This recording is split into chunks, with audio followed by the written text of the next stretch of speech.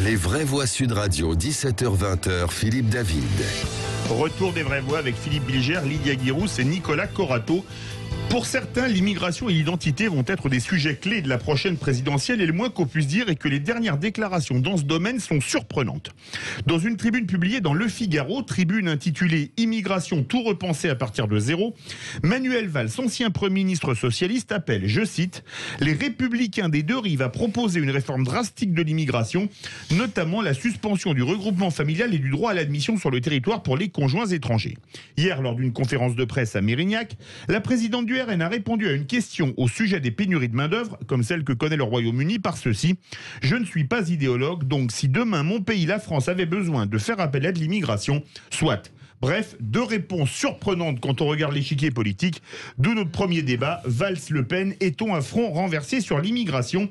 Avec nous, Farid Temsamani, délégué général de Francière et porte-parole de Banlieue Plus. Bonsoir. Bonsoir. Quand le RN ou certaines personnalités de droite proposent par exemple la fin du regroupement familial, on crie au scandale. Quand c'est Manuel Valls, peu de reproches. Pourquoi ? Parce qu'on a dans ce pays une posture, c'est un sujet qui a longtemps été malheureusement manipulé par les uns et par les autres. Et donc du coup, on est sur des postures et non pas sur du fond. Je rappelle juste que dans les années 70, en fait, la gauche, représentée notamment par les syndicats de l'époque, était contre l'immigration.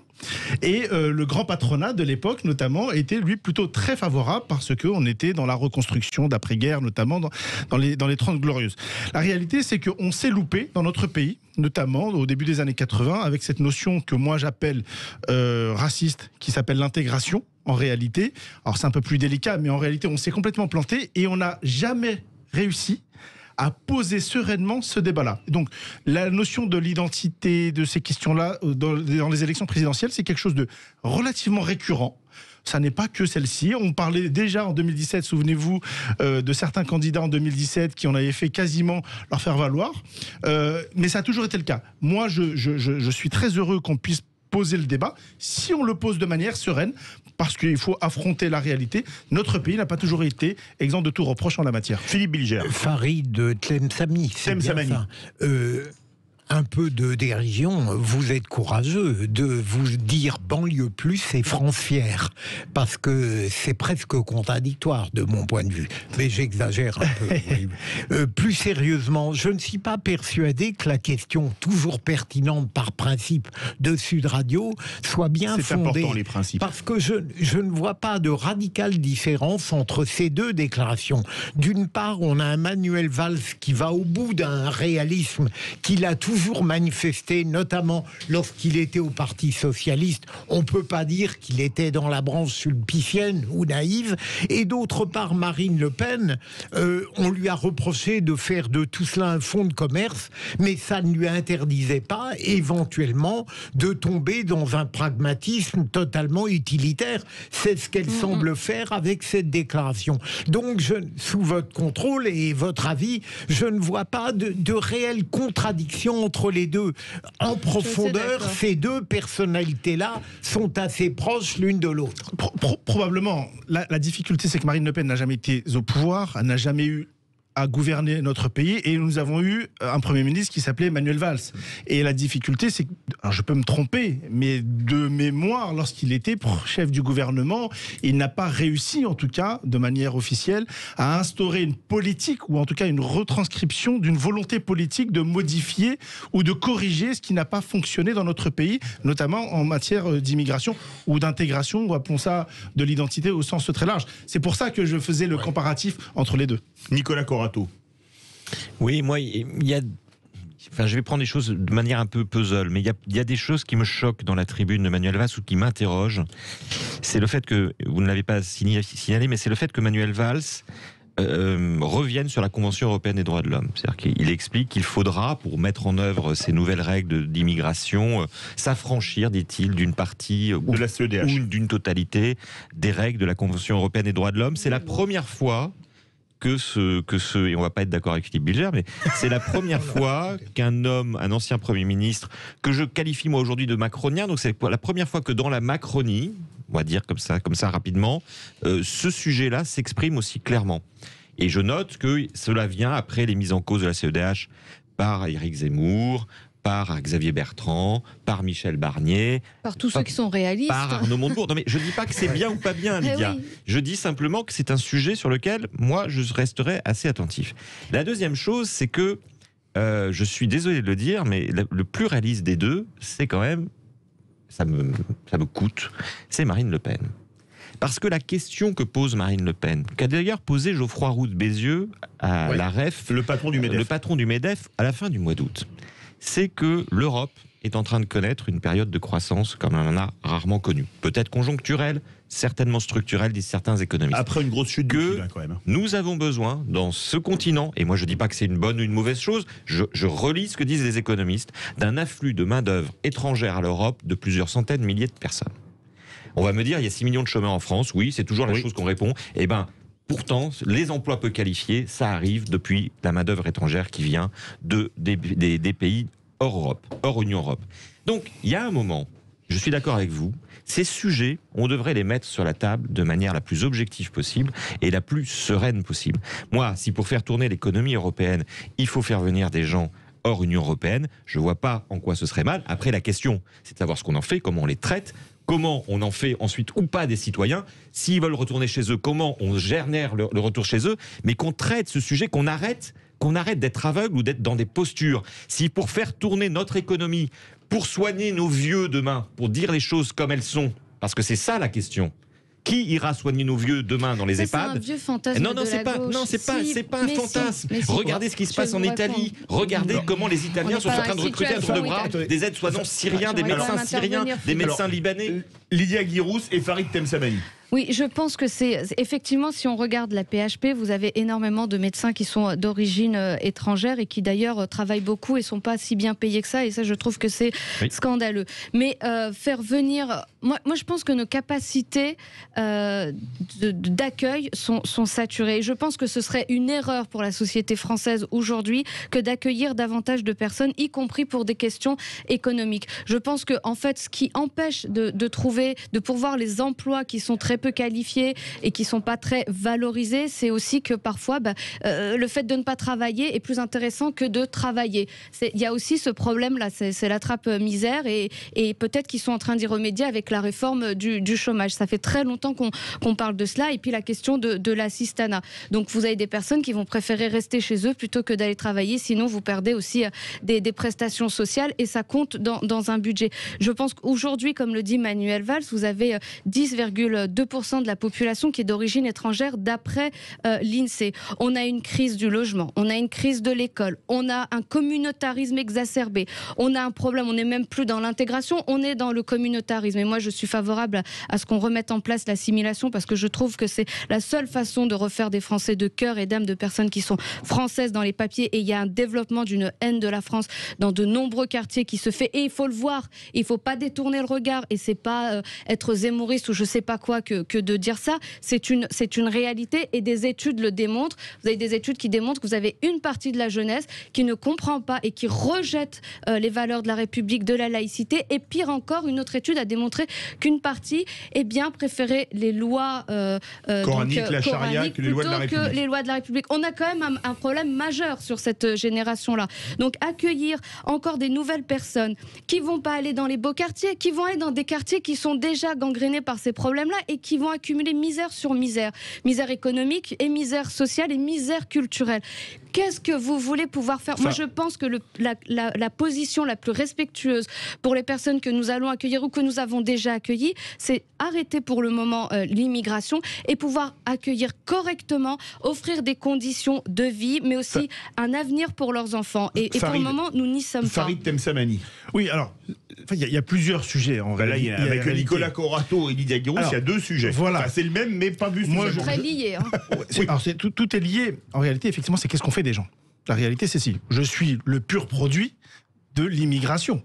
Je suis un enfant d'immigrés. Mes parents ont immigré économiquement d'une terre qui s'appelle le Maroc. Pourquoi ? Parce qu'ils n'avaient pas de quoi subvenir à leurs besoins à l'époque. Et donc, du coup, ils ont immigré, comme des milliers, voire des millions de personnes. La question, c'est qu'est-ce qu'on en fait ? Là, je suis d'accord, on a un problème et on ne veut pas l'affronter.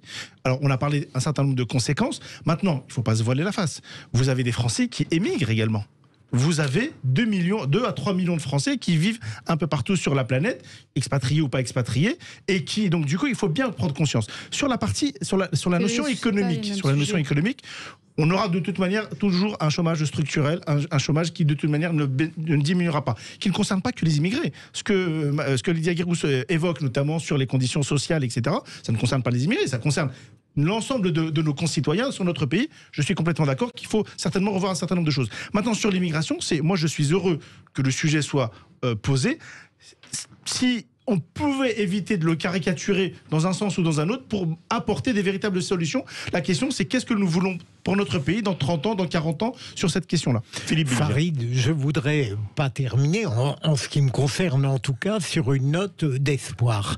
Parce qu'au fond, et je reprends un entretien formidable de Christophe Guilluy récemment, qui expliquait la démobilisation totale des citoyens français par rapport à la politique, parce qu'en réalité, les politiques ne s'occupaient pas du bloc majoritaire qui, en réalité, considérait qu'il y avait sur énormément de thèmes, dont l'immigration et, je dirais, la sécurité, par exemple, un consensus total.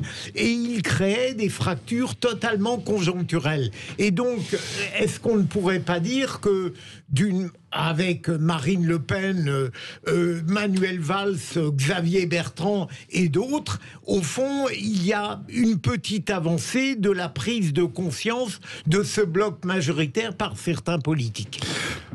J'ai envie d'y croire. Encore une fois, c'est le débat qui s'annonce devant nous, à la seule condition qu'il ne soit pas caricatural. Dans un sens, encore une fois, comme dans un autre. J'ai bien peur que parfois, on tombe dans la caricature, des extrêmes au sens très large. Moi, je pense que c'est un sujet fondamental pour notre pays. On a évoqué notamment les conséquences parfois néfastes, il faut l'assumer malheureusement, d'un certain nombre de choses, notamment dans nos territoires, dans les quartiers populaires par exemple. Vous avez parlé tout à l'heure de la détestation de la France. J'ai avec ma consoeur Ayette Hamidi, on a créé un think tank qui s'appelait France Fière. Pourquoi ? Parce qu'on s'est rendu compte qu'une partie des gens de cette jeunesse-là, je parle des immigrés, je parle des enfants de la 3e, parfois de la 4e génération, ne se sentaient pas français. Et moi, ça me choque, ça me pose problème. Donc du coup, il y a un sujet. Et je pense qu'il faut l'affronter. Encore une fois, s'il n'est pas caricatural. Et moi, j'aspire. Ce n'est pas caricatural que de dire que dans ces quartiers-là, il y a un problème qui est lié à. Je parle des réponses. Oui, mais je pose la question et je termine mon propos. Ce n'est pas caricatural que de dire que dans ces quartiers-là, il y a aussi un problème lié à la montée en puissance de l'islam radical, de l'islamisme, d'un séparatisme qui est très fort et qui a des associations qui sont douteuses. Et quand on parle d'un problème de l'immigration aujourd'hui, le problème n'est pas lié à une immigration qui vient qualifiée, qui vient pour travailler, mais on parle d'une immigration qui vient sans qualification, qui vient parfois sans la volonté de s'intégrer, qui vient juste pour dire on va profiter de la France. C'est ce problème-là dont on parle quand on parle du problème de l'immigration, et c'est ce sujet-là dont parle Manuel Valls. Parce que si c'est des personnes qui sont qualifiées comme celles qui viennent pour travailler dans nos hôpitaux ou dans nos EHPAD ou dans des entreprises, il n'y a aucun problème. Bienvenue, vous apportez à l'économie française, vous allez... Mais nous, on reçoit aujourd'hui des personnes qui ne sont pas qualifiées et qui arrivent aussi avec une culture qui est en rejet de la France. Et ce problème, il faut le traiter. Et il faut le traiter frontalement. Et ce n'est pas caricatural que de dire ça. Il faut un moment... Vous avez en partie raison. Je trouve que systématiquement, quand on parle de ces sujets, on nous dit c'est caricatural, il faut prendre de la hauteur et puis des grandes phrases que l'on connaît toujours. Vous avez en partie raison. La difficulté, vous avez raison notamment lorsque vous évoquez la notion de radicalisation. Malheureusement, une bonne partie de la radicalisation ne concerne pas des immigrés.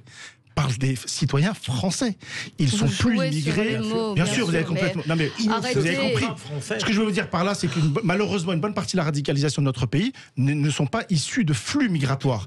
Moi, là où je suis complètement d'accord avec vous. Vous voulez dire qu'ils sont nés en France, par exemple. Oui, deuxième, troisième génération dont je parle dans le livre, qui sont français administrativement, mais pas du tout dans le cœur. Ils sont complètement français. Maintenant, là, vous avez raison, c'est que je pense que l'immigration massive doit être, à mon avis, régulée. Pour une raison très simple. C'est que ce sont des gens comme moi, sommes essentiellement, à chaque fois, renvoyés sur leurs origines. Pourquoi ? Parce que, effectivement, vous avez un flux migratoire qui est relativement important et qui, à mon avis, qu'il faut réguler pour pas dire stopper, je n'y crois pas, mais en tout cas réguler. On part au 0800 26 300 300, direction La Courneuve. Bonsoir Safia. Oui, bonsoir à tout le plateau. Bonsoir à vous. Alors, qu'est-ce que vous pensez, Valls-Le Pen? Est-ce qu'on est à front renversé sur l'immigration? Il y a 61% des auditeurs qui disent oui. Enfin, moi, personnellement, par rapport à Valls à proprement parler, on sait qu'il est dans une rhétorique où est-ce qu'il essaye de se refaire la cerise à bon compte. Et oui, enfin c'est une réalité du personnage. Et à proprement parler, il n'a plus aucune crédibilité. C'est comme aussi Lydia Ferrouz qui vient faire son rat de plateau. Non, ça je vous permets pas. C'est pas un rat de plateau. Non, mais je sais bien. C'est Jean-Paul Sartre qui comparait les adversaires à des bêtes. Je peux parler en connaissance des causes parce que je suis dans le cœur du chaudron et que je suis décomplexée par rapport à tout ce qui est des faits et qui sont des faits et de la réalité et de cette société qui est verrouillée. Il faut être au cœur du dysfonctionnement et des pannes et des ascenseurs où est-ce qu'il y a une cooptation, on le sait, dans toutes les strates de la société française au plan économique et social. Et donc à la suite de ça, il faut arrêter aussi de donner une crédibilité à des politiques qui n'en ont pas. Alors, merci beaucoup, Safia. On est presque au bout du débat. Manuel Valls n'a pas de crédibilité au nom de madame, et moi j'imagine que j'en ai pas du tout. Pour mémoire, je connais très bien ces quartiers. J'ai grandi à Roubaix et je suis moi-même née en Algérie. Donc les leçons, je ferai des laisser passer. Je n'ai pas bien compris la pensée de notre auditrice. Elle disait que Manuel Valls n'était pas qualifié pour s'exprimer dans ce domaine. Personne ne l'est sans doute par elle. Manuel Valls, il est plus. Le mot de la fin, très rapidement, Farid Temsamani. Je pense qu'on a dépassé le timing. Je pense que c'est peut-être l'occasion pour notre pays d'évoquer de manière sincère ces sujets-là, de manière décomplexée s'il le faut, mais en regardant l'avenir. Qu'est-ce que l'on souhaite pour notre pays, pour les générations à venir? Et je pense que c'est un sujet qui est fondamental. On a très souvent mis de côté ce sujet-là parce qu'on ne voulait pas aborder réellement la réalité de notre pays. Et aujourd'hui, on se retrouve avec des discours dans un sens ou dans un autre qui sont complètement, parfois, je suis désolé de le dire, encore caricaturaux. Moi, je pense qu'il y a des êtres humains derrière. Alors, je ne suis pas complètement d'accord sur l'ensemble de la tribune de l'ancien Premier ministre, par exemple, et je m'arrêterai là-dessus. Quand il évoque la fin du regroupement familial, je pense que c'est insulter des êtres humains. Vous avez des gens qui ont le droit d'être amoureux, par exemple. Alors la question, c'est pas de quelle manière, en fait, on aborde ces sujets-là encore. Merci Farid Temsamani, délégué général de Frontières et porte-parole de Banlieue Plus. Verdict sur Twitter, vous êtes 60,9% à dire qu'on est à front renversé sur l'immigration. Tout de suite, la chronique présidentielle.